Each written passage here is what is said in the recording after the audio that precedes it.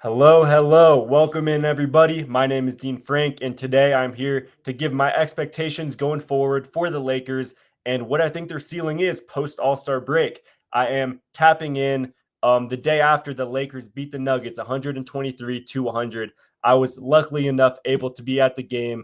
I go to the University of Colorado Boulder out here in Colorado, so it was electric to see the Lakers beat our kryptonite in the Nuggets. I mean, the past couple of the years, we just have not been able to beat the Nuggets. Even though we've been leading all games and just everything combined, I think it's a 70% of the time we're leading and just was never able to close it out. And even being at the game, we had a 20-point lead going in to the fourth or whatever. And I still didn't feel confident. I didn't feel confident late until the Luka dagger, I think, with like 3 minutes left. But quickly, let's talk about that.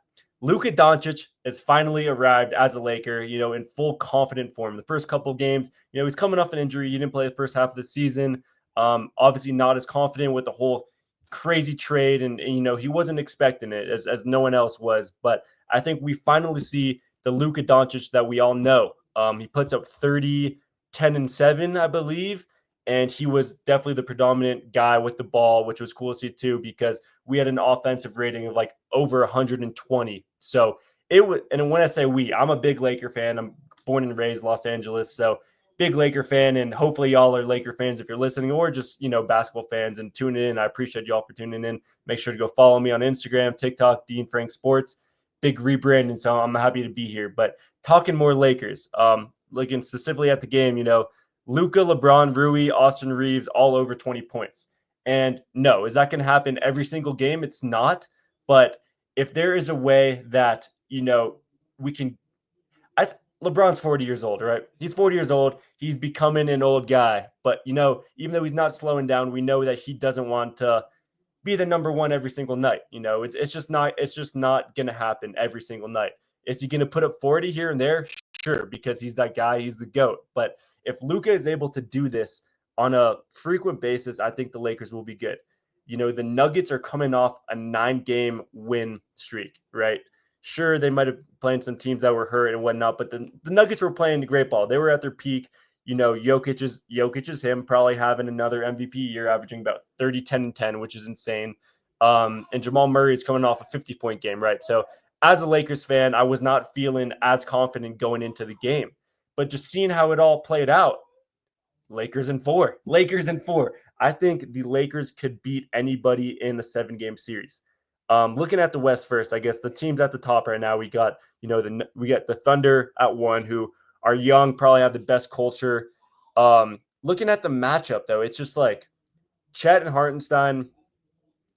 I don't even want to talk too much matchups right now because we still don't know too much about this Lakers team, right? It's Jackson Hayes is at the 5, but how much is he going to play? We have a couple other big guys who obviously we just picked up. Alex Len. We have younger guy Trey Jemison who's there, but we don't know if they're going to pick up these later minutes going into actual playoff games. So I really liked having Dorian Finney-Smith and Jared Vanderbilt on at the same time. I think Vandy came in and he just got into Jokic's head. You could tell very quickly that he was just there to be a defensive pest, and it worked out because Jokic only had 7 shots.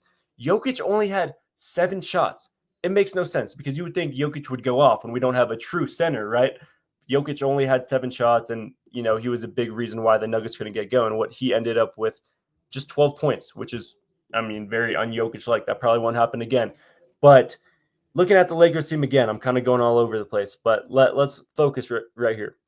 Our starting 5, our 5 in crunch time, when it comes down to it, should be Luka, Reeves, LeBron, Rui, and Dorian Finney-Smith. I think playing the small ball, doubling, the big man, kind of having pesty wings, and obviously Vandy is right there as well. But I like small ball. I think sure, we couldn't even, when we had one of the best defensive player in the league, probably, if not, other than Wemby at the moment, but when we had AD, it's like we still couldn't beat Jokic and the Nuggets, right? So overpower him with offense. Overpower our team with offense, and maybe this could work. Maybe. I don't want to get too ahead of myself, but at the moment, I think we are a Western Conference Finals type of team this year. I think that is the floor. And that could be crazy to say, but I think the Western Conference Finals is the floor for the Lakers this year. Luka Doncic has arrived. I mean, he's the top 3 player in the league.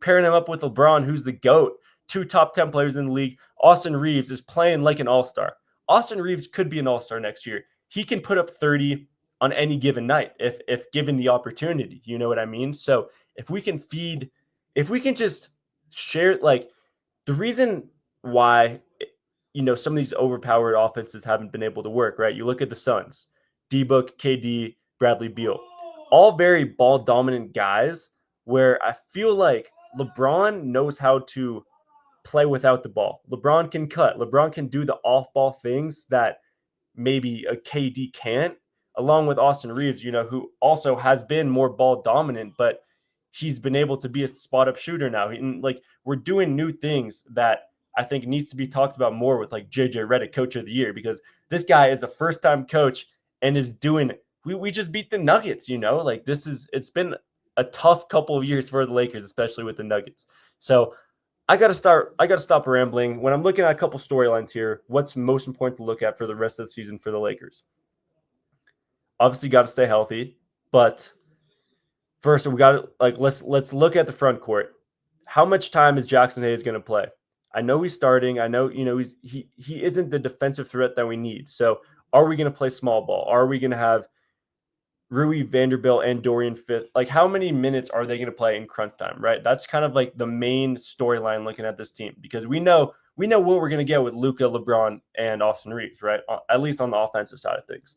So defense, and then other storyline is just, I don't even know, man. Is LeBron gonna be human at any point? Like, at what point is LeBron gonna slow down? Because it doesn't look like he's going to anytime soon.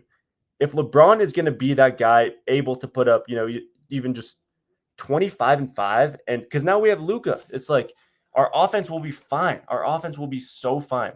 I think we take a step back.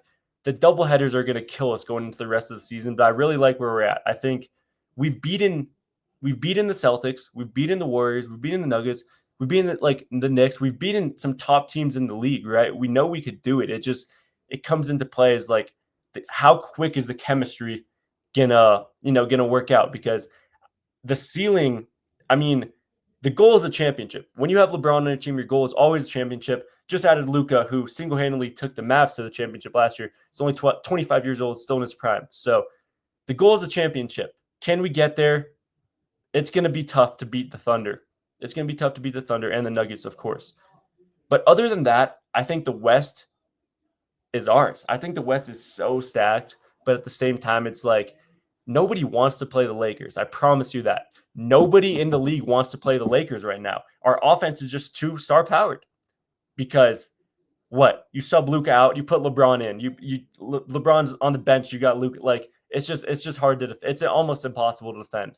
So it's fun, man. It's hard not to be excited right now as a Lakers fan, and I'm just putting all my thoughts together. I probably should have written up a little better outline, but if y'all like listening, make sure to tune in next time. I'm going to be here.